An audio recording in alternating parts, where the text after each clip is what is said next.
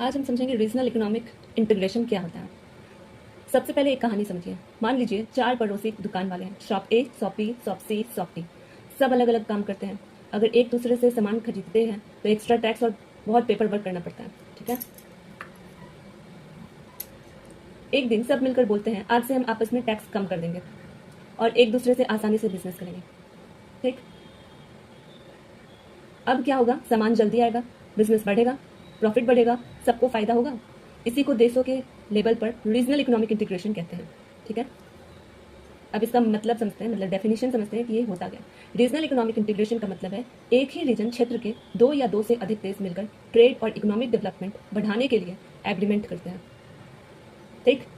Example समझते हैं, जैसे कि इंडिया हो गया, इंडिया, नेपाल, बांग्लादेश और श्रीलंका अगर आपस में ट्रेड आसान करने के लिए एग्रीमेंट करें, ये रीजनल इकोनॉमिक इंटीग्रेशन है। ठीक है।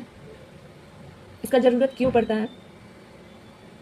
पहले ज़्यादा टैक्स देना पड़ता था। ठीक है। ज़्यादा पेपर वर्क होता था, महंगा इंपोर्ट एक्सपोर्ट होता था, धीरे धीरे बिजनेस होता था।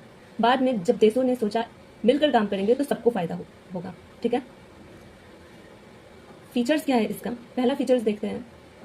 रीजनल इकोनॉमिक इंटीग्रेशन का पहला फीचर है एग्रीमेंट बिटवीन कंट्रीज, देशों के बीच समझौता। सबसे पहले 2 या उससे अधिक देश ऑफिशियल एग्रीमेंट करते हैं। जैसे इंडिया और Asian countries trade agreement sign करते हैं। जैसे आरडीआई हमेशा एग्रीमेंट से शुरू होता है। ठीक है। दूसरा है ट्रेड बैरियर्स आर रिड्यूस्ड, व्यापार की बाधाएं कम होती है।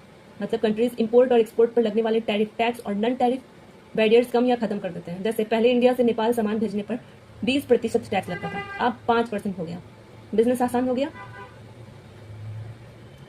तीसरा, free flow of goods and services, यानी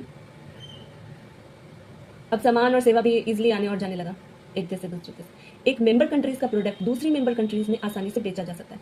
जैसे इंडिया की मेडिसिन बांग्लादेश में आसानी से बिक सकती है। इकोनॉमिक कोऑपरेशन, इसमें क्या है, कंट्रीज सिर्फ ट्रेड नहीं करता है बल्कि इन्वेस्टमेंट, टेक्नोलॉजी और डेवलपमेंट में भी एक दूसरे की मदद करता है। जैसे एक कंट्री दूसरी कंट्री में फैक्ट्री लगाता है। ठीक है। पांचवा है लार्जर मार्केट। एग्रीमेंट के बाद कंपनीज को सिर्फ अपने देश का नहीं बल्कि सभी मेंबर कंट्रीज का मार्केट मिल जाता है। ठीक है।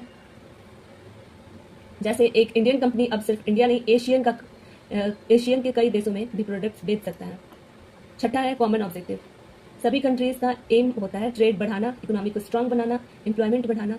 सब मिलकर एक कॉमन गोल के लिए काम करते हैं। ठीक है।